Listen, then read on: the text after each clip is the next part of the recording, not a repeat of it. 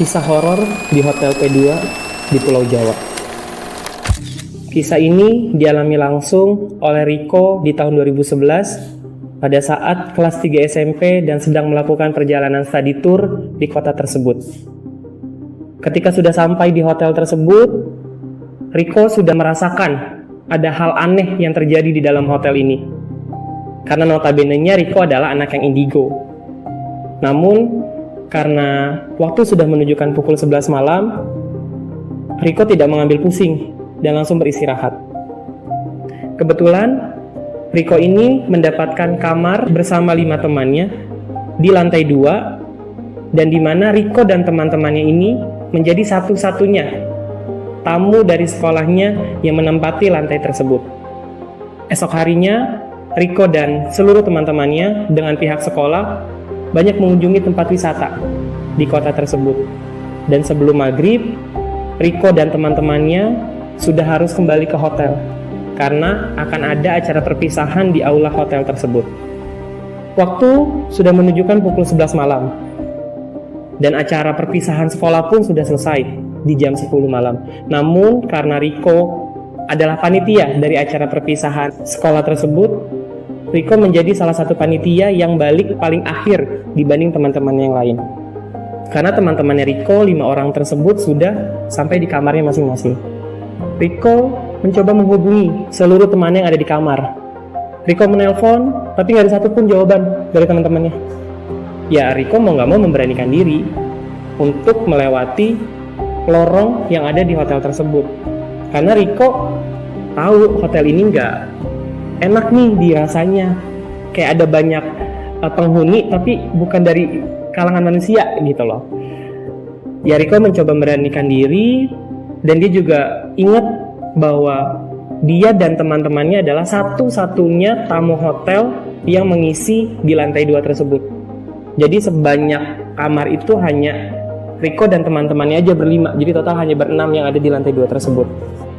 Riko nggak mau ambil pusing dan memberanikan diri untuk mencoba kembali ke kamarnya sendiri.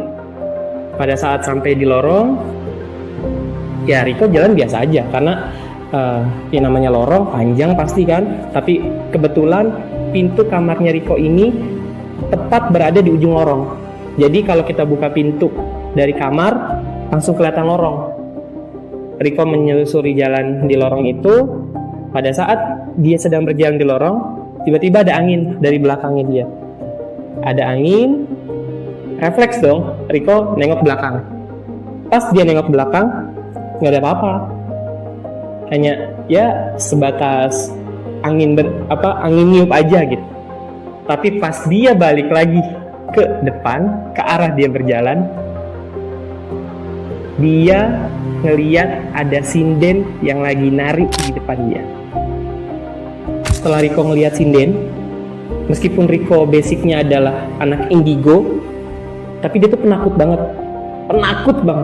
Dia cuman nge-freeze, nggak bisa ngomong apa-apa, karena yang ada di hadapan dia adalah seorang sinden yang sedang menari sangat gemulai. Dia diem, dia bingung, dia mau lari ke belakang. Bukan tujuan dia lari ke depan kamar, tapi ada sinden di tengah-tengah. Jadi pada saat itu satu-satunya cara yang harus dilakukan Riko adalah dia cuma diem sambil berpikir gimana caranya dia bisa lari ke kamarnya dia. Akhirnya Riko coba jalan melewati pinggir si sinden tersebut. Riko jalan, tapi yang anehnya adalah pada saat Riko jalan di samping sinden tersebut, sinden itu gak noleh sedikit pun ke arah Riko. Dia tetap menari dengan gemulainya, nggak nengok ke belakang, nggak nengok ke samping pada saat Riko jalan menyamping di samping dia, nggak. Pada saat Riko udah jalan melewati sinden tersebut, Riko langsung lari menuju pintu kamarnya dan ngegedor-gedor. Buka pintunya, buruan. Temennya yang ada di kamar kaget dong. Ya anak kenapa kok tiba-tiba langsung ngegedor pintu? Dibuka sama temennya, salah satu temennya namanya Reza, langsung buka pintu dan Reza nanya, lu kenapa sih kok? Ada apa gitu? Riko cuma bilang yang kayak ada sinden sambil nunjuk arah belakang. Dan Reza bilang yang kayak sinden, lu ngigo? Sinden di mana? Itu di belakang, lu ngeliat. Reza yang emang nggak ngeliat ada sinden, ngebalikin badannya Riko. Pas dibalikin badannya Riko kaget karena emang nggak ada sinden yang lagi nari. Seperti apa yang tadi dia lihat, nggak ada. Cuma Reja karena udah tahu Riko adalah anak yang bisa melihat mereka, yang tak kasat mata, yaudah cuma bilang yang kayak, yaudah kok masuk aja dulu. Masuk, tenangin diri dulu, baru cerita. Riko udah tenangin sama teman-temannya semua, udah masuk kamar, enak buat ngobrol. Baru Riko ngejelasin apa yang barusan dia lihat, apa yang barusan terjadi. Reja langsung bilang yang kayak, ya udah kok, mungkin emang penghuni sini pengen kenalan aja, atau enggak penghuni sini pengen ya udah nunjukin dirinya aja gitu. Jadi kita mendingan tidur karena udah jam 11 malam juga. Yaudah akhirnya semuanya tidur tanpa banyak kompromi dan lain-lain, tidur. Tapi baru tidur sekitar 2 jam 2 pagi, Riko tiba-tiba kebangun karena dia dengar suara gamelan. Kaget dong, Riko dengar suara gamelan di hotel pagi-pagi jam 2. Ya kebayang lah kita, siapa yang mau main gamelan jam 2 pagi? Ya Riko yang kaget, yang ada suara gamelan, ngebangunin semua temen-temennya. Pokoknya satu kamar sama Riko dibangunin, bangun. Yang biasanya kan kalau di film-film horor kalau ada cerita kayak gitu kan pasti nggak bangun kan. Nah ini alhamdulillahnya kata Riko semua temennya bangun dan semua teman-temannya dengar ada suara gamelan. Terus Reja tiba-tiba bilang yang kayak, ya mungkin teman-teman yang lain kali pada mainin gamelan, ya namanya juga lagi jalan-jalan kan, daripada tidur mendingan ngelakuin aktivitas gitu. Tapi si Riko bilang yang kayak, tapi lu mikir aja deh, logikanya nggak mungkin ada jam 2 pagi main gamelan, sedangkan besok kita tuh udah harus jalan-jalan lagi gitu loh. Jam 7 kita udah sudah berangkat, pasti mendingan istirahat dong. Cuman Riko kalah debat sama teman-teman yang lain. Teman-teman yang lain bilang yang kayak, yaudahlah kalau emang lu nggak percaya kalau itu teman-teman yang mainin, kita buktiin aja, kita samperin tuh suara gamelannya ada di mana. Toh emang di lantai ini kan emang ada satu ruangan untuk menyimpan alat-alat musik kan. Ya Riko yang ngerasa kayak itu bukan suara gamelan asli, itu suara gaib. Karena Riko percaya di hotel itu ada gitu. Cuman teman-temannya yang kayak, yaudah kalau lu emang gak mau ikut, kita tetap mau ke sana. Ya daripada Riko di kamar sendiri, dia mau gak mau ngikut dong sama temennya. Dia ikut sama temennya, suaranya makin deket, makin keras, makin kencang. Pas udah sampai di depan ruangan peralatan alat musik itu, emang ruangannya kebuka. Jadi teman-teman Riko bilang yang kayak, ruangannya kebuka, berarti kan teman-teman lain lagi pada mainin kan. Kata Riko, ya udah. Ya kata teman-teman yang lain, ya udah apanya nih? Ya udah kita balik aja ke kamar kalau teman-teman yang mainin. Kata Reja, enggak lah, kita nyampe sini ngapain? Kita lihat apa yang dimaksud sama lu bener apa enggak. Ya udah, Reja buka ruangannya.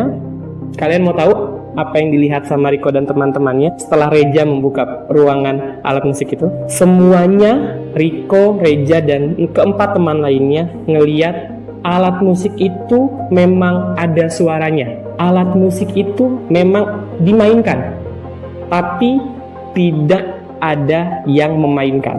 Alias alat musik itu bergerak sendiri. Kaget semuanya, takut semuanya, lari ke kamar, nggak ada kompromi apa-apa, langsung masuk kamar, tidur. Udah nggak ada obrolan apa-apa, saking takutnya. Besok paginya Reja, Riko dan teman-temannya yang lain ngadu ke salah satu dewan guru untuk minta pindah kamar. Karena mereka masih ada 2 hari lagi di kota tersebut. Daripada 2 hari itu nggak bisa tidur, mendingan pindah kamar. Cuman kata dewan gurunya, nggak bisa pindah kamar. Karena di lantai lain udah penuh semua dari sekolah kita. Sisa 1 kamar ya emang ada di lantai itu aja gitu, di lantai 2 hotel itu. Padahal Riko dan teman-temannya udah ngejelasin semalam tuh Riko ngelihat sinden, semuanya ngelihat alat musik gamelan dimainkan sendiri tanpa ada orang. Tapi guru nggak percaya dan guru masih tetap bilang yang kayak, kalian kecapean, habis jalan-jalan, acara, kecapean itu halusinasi kalian aja. Ya karena nggak mau debat, capek juga karena nggak dipercaya, ya udah Riko dan teman-temannya ya meninggalkan dewan guru begitu aja gitu. 2 hari berlalu, pulang nih ceritanya, Riko dan rombongan sekolahnya pulang. Pada saat malam hari di bis menuju perjalanan pulang ke tempat tinggalnya Riko, ke tempat sekolahannya Riko biasalah lagi dengerin musik pakai headset yang dia punya, pakai handphone yang dia punya. Tapi tiba-tiba musik yang Riko dengar berubah dari lagu pop biasa, berubah jadi lagu tembang Jawa. Tembang Jawa yang Riko sendiri nggak pernah punya lagu itu. di MP3 musiknya. Riko kaget, cuman dia lepas, dia bengong, dia istighfar. Nggak lama Riko kayak ngerasa kayak, kok kayak ngikutin ya di dalam mobil ini. Riko nengok ke belakang pelan-pelan. Kalian mau tahu apa yang dia lihat? Dia lihat ada sinden di bangku tengah paling belakang lagi duduk menghadap ke arah Riko. Sinden yang sama yang Riko lihat 2 hari sebelumnya. Sampai sekarang Riko nggak tahu maksud sinden itu apa, menampakkan diri ke hadapan Riko, nama sinden itu siapa, dia juga nggak tahu. Jadi itu pengalaman yang Riko alami pada saat dia study tour dan nginep di salah satu hotel P2 di kota tersebut.